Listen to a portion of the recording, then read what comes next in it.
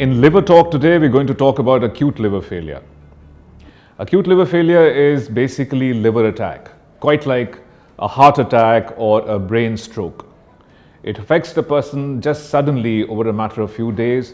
A person who's perfectly well and healthy before is suddenly affected by acute liver failure, which is usually due to hepatitis E or hepatitis A or hepatitis B in adults, and a disease called Wilson's disease, which is basically copper metabolism gone wrong because of an enzyme deficiency in children.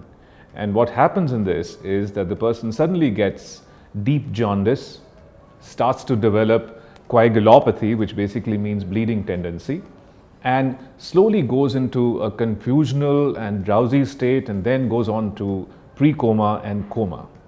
Now, such a person obviously needs to be referred urgently and cared for in a liver service or an advanced liver disease center. Some of these patients can actually be treated medically and they get well over a matter of few days to weeks, but a large number of them need an emergency liver transplant to cure them.